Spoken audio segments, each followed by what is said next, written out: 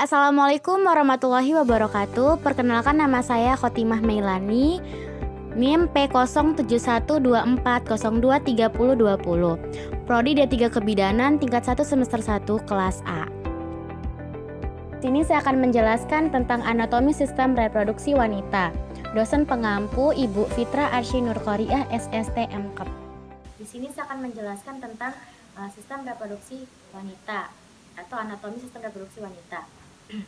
Yang pertama adalah organ reproduksi eksternal. Secara menyeluruh, struktur eksternal disebut dengan vulva yang mencakup yang pertama adalah mons pubis. Mons pubis adalah gundukan jaringan lemak yang menutupi tulang kemaluan. Yang kedua adalah labia mayora. Labia mayora atau bibir besar atau bibir luar, lipatan kulit berdaging yang membungkus dan melindungi organ reproduksi eksternal lainnya. Bagian ini merupakan padaan skrotum pada pria. Yang ketiga adalah labia minora.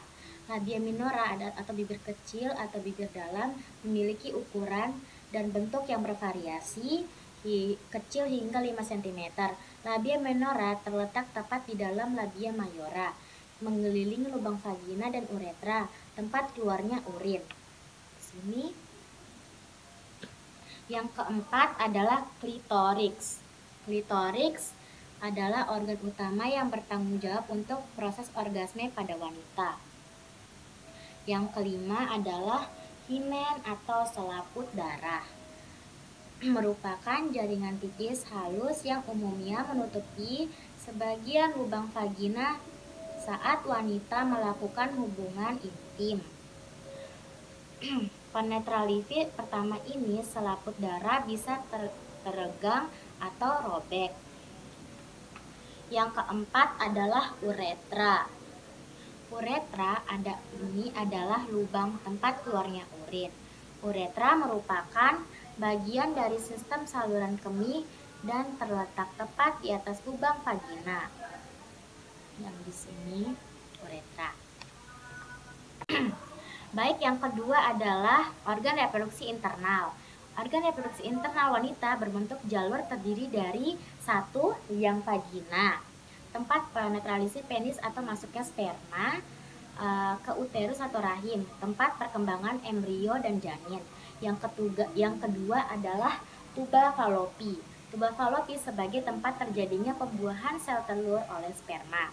Yang ketiga adalah ovarium. Ovarium sebagai tempat produksi hormon. Yang keempat adalah vagina. Sebagai jalan lahir, ini merupakan saluran yang menghubungkan organ reproduksi internal dan eksternal. Baik, yang kelima adalah serviks. Serviks memproduksi lendir serviks yang berfungsi menghambat sperma memasuki rahim ketika seorang wanita sedang tidak subur atau sedang hamil. Selanjutnya, melindungi dari kuman berbahaya. Lendir serviks juga menghentikan bakteri untuk kuman berbahaya memasuki rahim dan menjaga vagina tetap sehat. Selanjutnya adalah jalur keluarnya darah menstruasi. Dan yang keenam adalah uterus. Uterus adalah untuk menjaga kelangsungan hidup janin yang sedang berkembang. Selanjutnya adalah tuba falopi. Tuba falopi adalah tabung sempit yang menempel pada bagian atas rahim dan berfungsi sebagai jalur bagian bagi ovarium atau sel telur untuk bergerak dari ovarium ke rahim. Panjang sekitar 10 hingga 13 cm. Di saluran ini terjadi pembuahan sel telur oleh sperma. Sel telur yang telah dibuahi embrio kemudian bergerak ke rahim di mana nantinya akan berimplementasi ke dalam dinding ovarium. Yang terakhir adalah ovarium. Ovarium ini adalah kelenjar kecil yang seukuran buah kenari dan berbentuk oval yang terletak di kedua sisi rahim.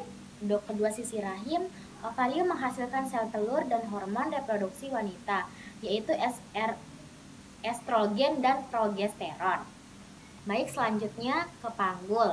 Yang pertama adalah yang ini adalah otot preformis.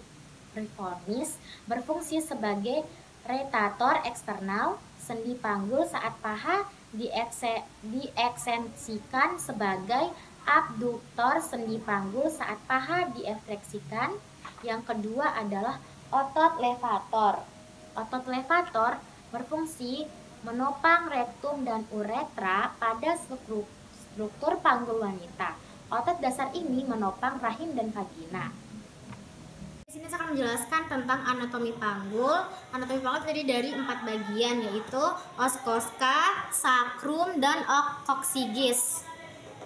Os coxae terdiri dari 3 bagian, yaitu os ilium, os ischium, dan os pubis. Ilium terdiri dari beberapa bagian, yaitu crista iliaca, terus spina iliaca inferior superior. Yang ini di bawahnya adalah spina iliaca anterior superior inferior. Yang berbentuk mangkok ini adalah acetabulum, dan yang berbentuk bulat ini adalah foramen obturatorium. Yang menghubungkan tulang sacrum dan ilium adalah articulatio sacra iliaca. Ini terdapat laju atau linea terminalis yang memisahkan panggul besar dan panggul kecil.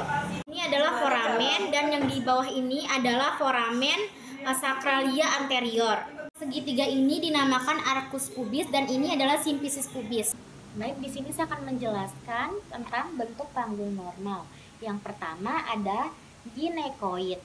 Ginekoid 41% wanita, aditu bulat, kelengkungan sakrum baik, spina ischiadica tumpul dan tidak menonjol, sudut arcus pubis membulat.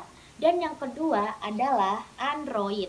Android 33% pria, seperti jantung, curvacula sacrum hampir lurus, angulus subpubicus sempit.